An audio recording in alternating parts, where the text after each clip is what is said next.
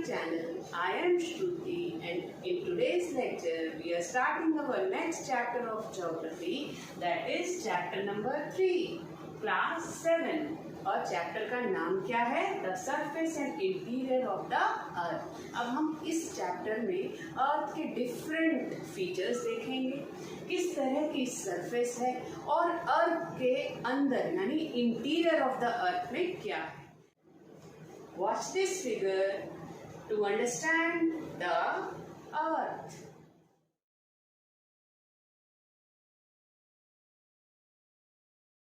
Let us study some interesting facts about our earth.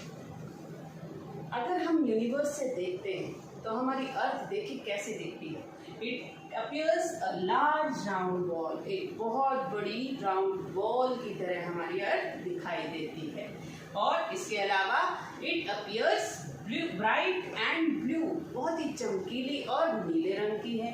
इसके अलावा एक और इंटरेस्टिंग फैक्ट है हमारे अर्थ का। साइंटिस्ट ये सोचते हैं that our earth is 4.6 billion years old. Oh my God, 4.6 billion years old जो है वो हमारी अर्थ प्लैनेट जो है वो माना गया है।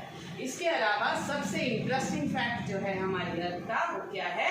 It is the only planet which supports life. इसका मतलब है कि सिर्फ यही प्लैनेट है जो कि लाइफ सपोर्ट करता है। यहीं पर लोग जो हैं जीवन जीते हैं और हम सब भी यहीं पर रहते हैं।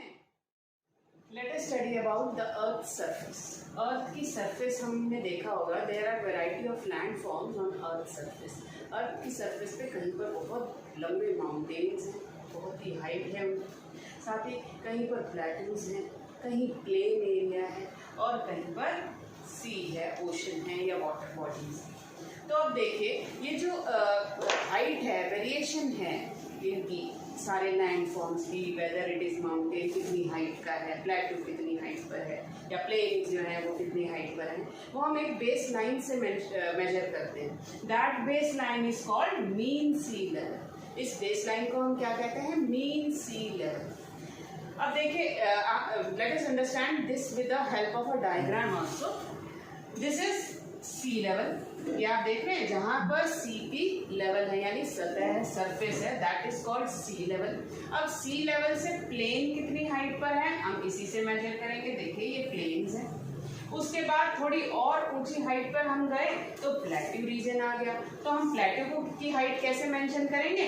ये जो सी लेवल है इससे ये हाइट मेंशन हो जाएगी, प्लेट्यू इतने हाइट पर है। और साथ ही अब आगे जो अगली हाइट पर जो लैंड फॉर्म है वो है माउंटेन।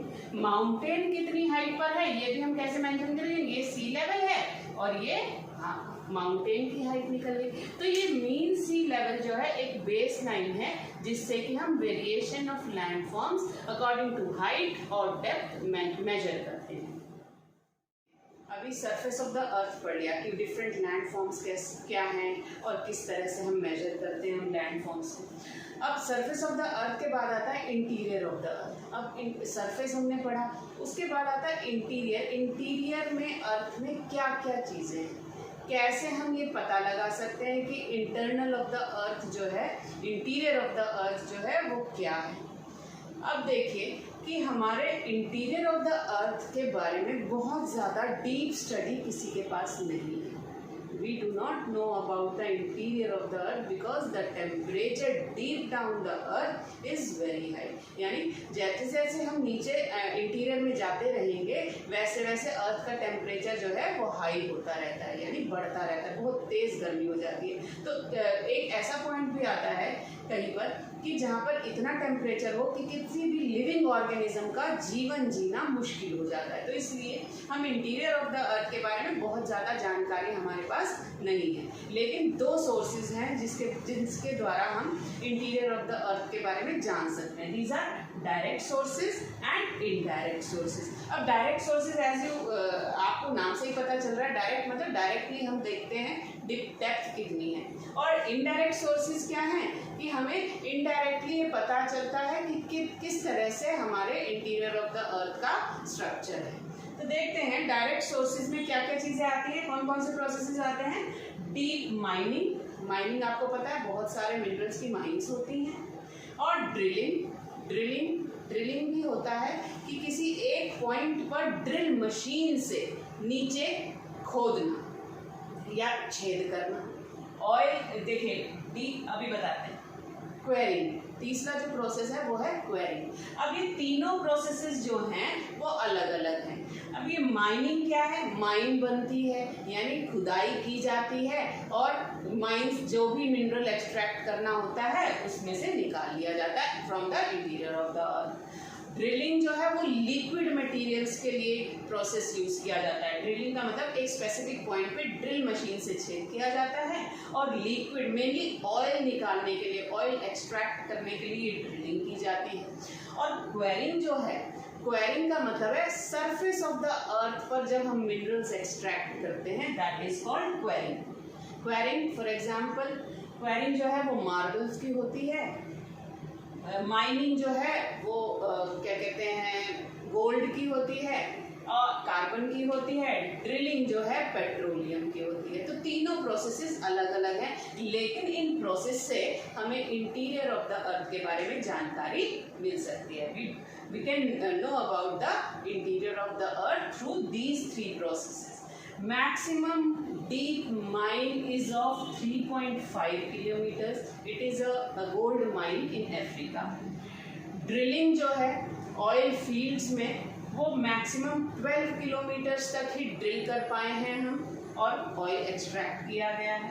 और क्वेरिंग तो सरफेस ऑफ द अर्थ पर ही होती है। तो इसका मतलब है हम interior of the earth in direct sources तक से कैसे कितना जान सकते हैं, ओनली 3 to 12 किलोमीटर्स तक ही हम जानकारी प्राप्त कर सकते हैं। We can know about only at 3 to 12 kilometres interior in the earth. अब ये तो हो गई डायरेक्ट सोर्सेज की बात। अब आते हैं इनडायरेक्ट सोर्सेज पर। इनडायरेक्ट सोर्सेज में मेनली 2 सोर्सेज हैं जिससे हम पता कर सकते हैं इंटीरियर ऑफ द अर्थ के बारे में। पहला है सिस्मिक वेव्स यानी behaviour of the seismic wave. अभी सिस्मिक वेव्स क्या है? The waves which occur the earthquakes is called seismic waves. जो waves earthquake लाती हैं हमारे अर्थ की सरफेस पर उसको कहते हैं seismic waves. अब earthquake क्या है? It is the shaking and trembling of earth surface through seismic waves. Seismic waves के माध्यम से जो भी हमारी धरती की शेकिंग और ट्रेमलिंग होती है यानी हमारे अर्थ की सरफेस जो है वो हिलती है या कांपती है, दैट इज कॉल्ड अर्थक्वेक। और अर्थक्वेक कैसे आता है? सिस्मिक वेव्स से आता है। अब सिस्मिक वेव्स जो हैं मेनली 2 टाइप्स की होती है। अब देखते हैं कैसे, कौन सी होती है। Seismic waves are of 2 types, P waves and S waves. अब पी वेव्स जो हैं वो होते हैं प्राइमरी वेव्स और एस वेव्स जो हैं वो हैं सेकेंडरी वेव्स। अब प्राइमरी वेव्स और सेकेंडरी वेव्स में क्या डिफरेंस है देखते हैं। The primary waves are the waves which can travel through both solid and liquid mediums. यानी हमारे अर्थ के इंटीरियर में सॉलिड माध्यम और लिक्विड माध्यम दोनों से जो पास हो जाती हैं that is called primary waves. और सेकेंडरी वेव्स कौन सी होती हैं?